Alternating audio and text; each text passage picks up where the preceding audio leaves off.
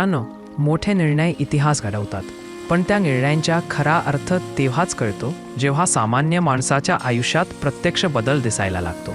आणि नरेंद्र मोदी यांच्या नेतृत्वाखालील काळात विकास म्हणजे फक्त आकडे किंवा भाषणं न राहता तो सामान्य नागरिकाच्या दैनंदिन जीवनाशी जोडला गेला.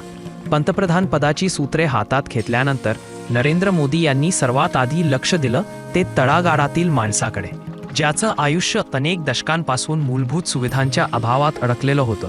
स्वच्छ भारत अभियानाच्या माध्यमातून स्वच्छतेला केवळ सरकारी योजना न ठेवता जनआंदोलनाचं स्वरूप देण्यात आलं. गावोगावी शौचालयांची उभारणी झाली, स्वच्छतेबाबत जनजागृती वाढली आणि आरोग्याशी संबंधित अनेक समस्या कमी होण्यास मदत झाली.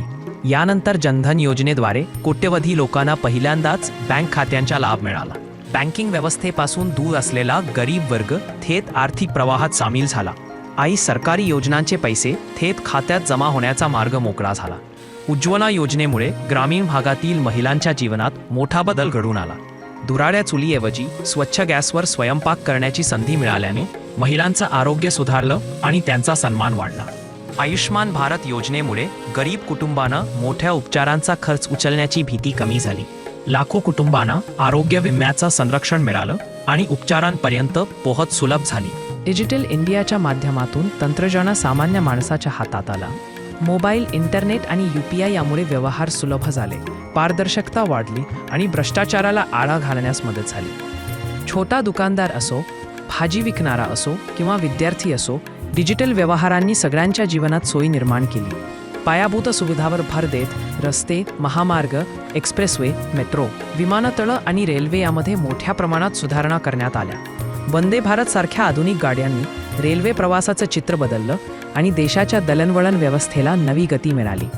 घरकुल योजना आणि शहरी व ग्रामीण गृहनिर्माण प्रकल्पामुळे लाखो कुटुंबांना स्वतःचं घर मिळालं आणि सुरक्षितेची भावना निर्माण झाली. शेतकऱ्यांसाठी पीक विमा योजना, थेट खात्यात आर्थिक मदत आणि सिंचन प्रकल्पावर भर देण्यात आला. यामुळे शेती अधिक सुरक्षित आणि शाश्वत बनवण्याचा प्रयत्न झाला. स्टार्टअप इंडिया आणि मेक इन इंडिया यांसारख्या उपक्रमांनी तरुणांना नोकरी शोधणाऱ्याऐवजी नोकरी देणारे बनण्याची संधी दिली. नव्या उद्योगांना प्रोत्साहन मिळालं आणि आत्मनिर्भर भारताची संकल्पना केवळ घोषणेत न राहता प्रत्यक्षात उतरू लागली. नरेंद्र मोदी यांच्या नेतृत्वाखाली विकासाची व्याख्या बदलली. विकास म्हणजे केवळ शहरांपुरता मर्यादित न ठेवता तो गावागावात, घराघरात पोहोचवण्याचा प्रयत्न करण्यात आला. काही योजनांवर टीका झाली, काही ठिकाणी अडचणी आल्या, पण या सगळ्या प्रक्रियेत सामान्य माणूस केंद्रस्थानी ठेवण्याचा प्रयत्न स्पष्टपणे दिसून आला. नरेंद्र मोदी यांच्यासाठी विकास म्हणजे आकडे नव्हते, तर माणसांच्या चेहऱ्यावरचा आत्मविश्वास होता. चहाच्या टपरीवर उभा राहिलेला तो मुलगा आजही सामान्य माणसाच्या वेदना ओळखतो असं त्यांच्या समर्थकांना वाटतं आणि हाच विश्वास त्यांच्या योजनांचा पाया बनतो. या सगळ्या बदलांनी भारताला नव्या दिशेने नेण्याचा प्रयत्न केला, जिथे सुविधा, तंत्रज्ञान आणि संधी सामान्य माणसासाठी उपलब्ध होतील. आणि मित्रांनो, हीच या प्रवासाची खरी ताकद आहे. कारण जेव्हा देशाचा विकास सामान्य नागरिकाच्या आयुष्यात दिसतो, तेव्हाच तो विकास टिकाऊ ठरतो. पुढील भागात आपण पाहणार आहोत की या विकासासोबत नरेंद्र मोदी जागतिक व्यासपीठावर भारताची प्रतिमा कशी उंचावत गेले आणि भारत कसा एक जागतिक नेता म्हणून पुढे आला.